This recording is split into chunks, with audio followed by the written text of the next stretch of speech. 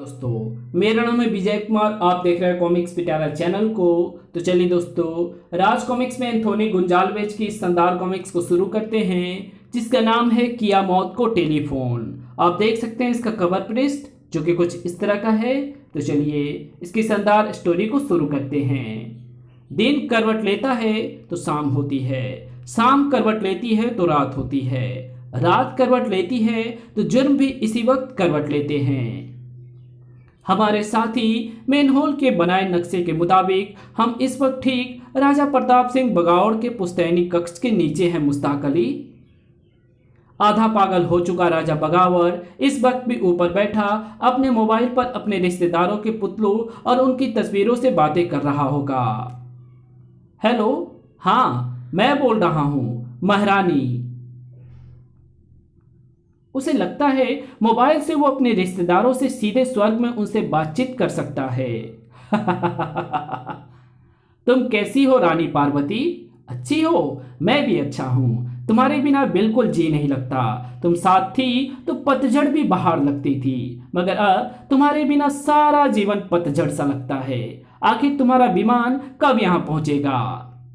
ऊपर उसके पूरे परिवार के भूत एवं तेल चित्र बने हैं। संयोग देखो, पिछले साल एक विमान दुर्घटना में अपनी रानी, अपने बेटे और बेटी को खो देने के बाद राजा बगावड़ अकेला बचा है।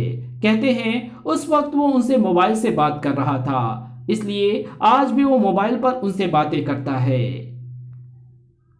तुमसे बाद में बातें करता हूँ, पहले मेरी बेटी चंद्रावती को फोन दो। बेटी चंद्रावती, ये हम बोल रहे हैं। राजा बगावड़, तुम्हें अपने पिता की याद नहीं आती क्या? तुम्हारे कॉलेज का कितना हर्जा हो रहा है, तुम्हें जल्दी आना चाहिए। हमारा निशाना ये मूर्तियां ही हैं। इन मूर्तियों ने जो जेवर पहन रखे हैं वो कई सौ साल पुराने राजा बगावड़ के पुश्तैनी खजाने के हैं। इनकी कीमत अरबों रुपए है। महल की 3 तरफ की मजबूत दीवारों को बारूद भी नहीं उड़ा सकता और मुख्य द्वार पर हर वक्त जबरदस्त पहरा रहता है। राजा बगावड़ की मौत के बाद इस खजाने पर सरकार का कब्जा होगा। सरकार की ओर से कड़ी सुरक्षा मिली है खजाने को, इसलिए मैंने खजाना उड़ाने का ये रास्ता चुना है। लेकिन हमें यहां तक पहुंचाने का श्रेय मेनहोल का है।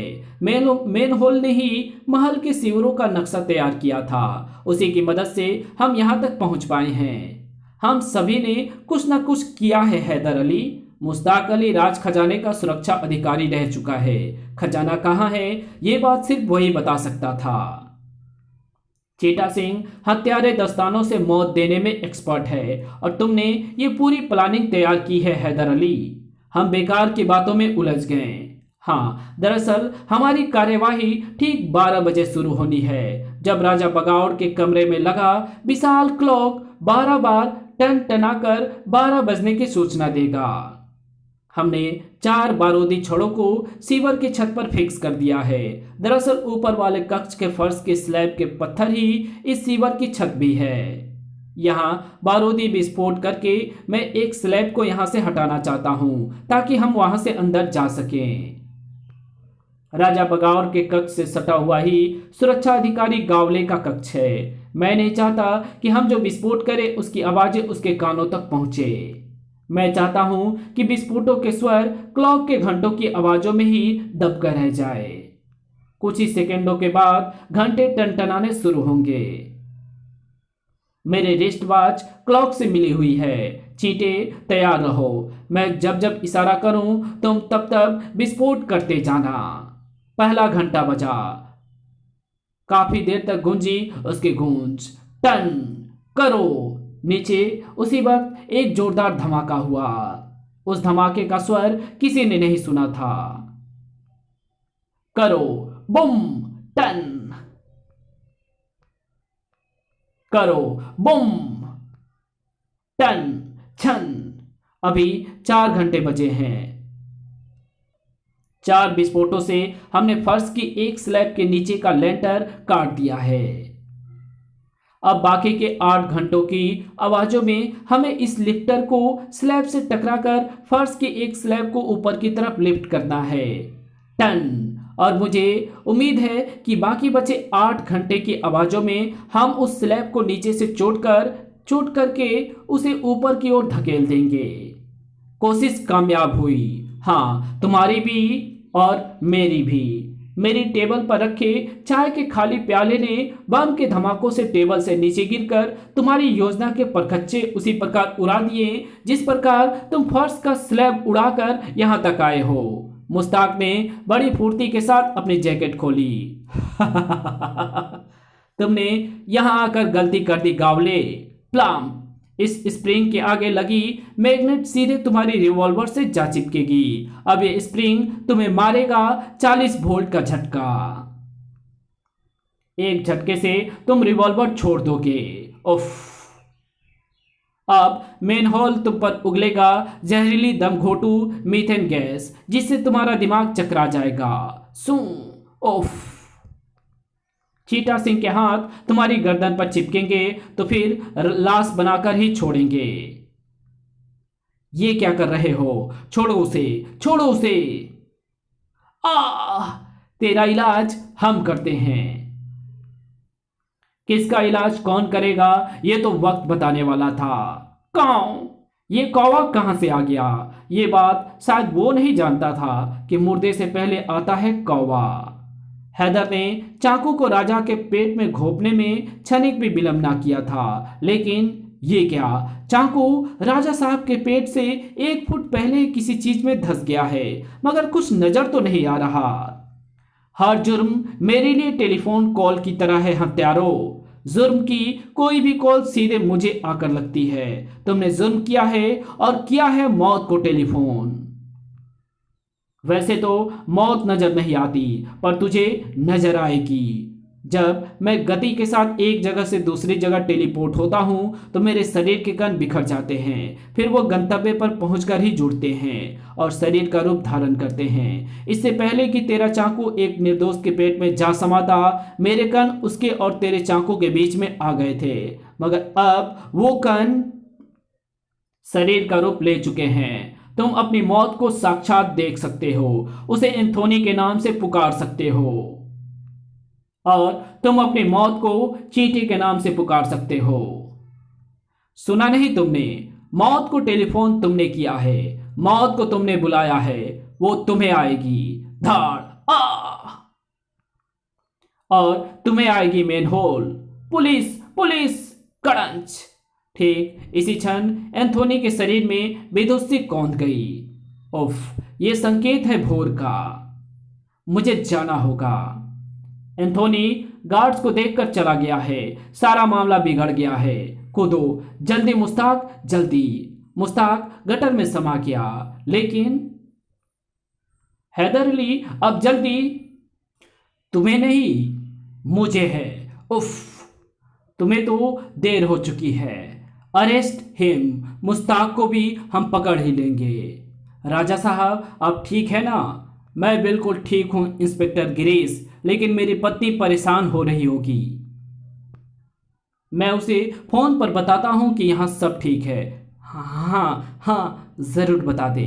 हाँ हाँ पार्वती, यहाँ सब ठीक है, तुम फिक्र मत करना। तुमने दवा तो समय पर ले ली थी ना?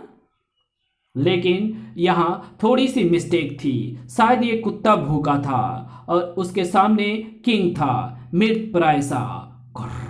क्योंकि जब एंथोनी जिंदा होता है तो किंग को लंबी बेहोशी में चले जाना पड़ता है। लेकिन इसका मतलब ये नहीं कि कोई भी ऐरा गहरा जानवर उसे लाश समझकर अपना भोजन बनाने की चेष्टा करे।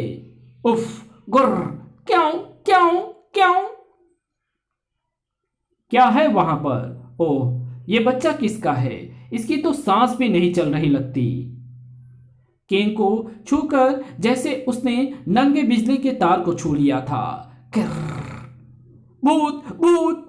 कुदरत ने किंग के शरीर को किसी भी खतरे से बचाने के लिए चमत्कारी शक्ति दी है।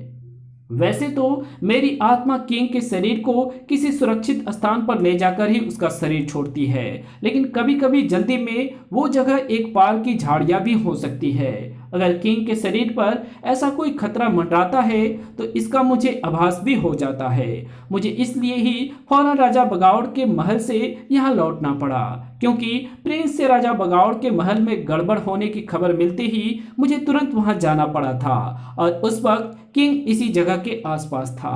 बताओ कहाँ है भूत? मैंने तो वहां देखा था, एक बच्चे की लाश ने मुझे करंट मारा था। तो कहाँ है बच्चे की लाश? ड्यूटी पर सोता है और सपने देखता है।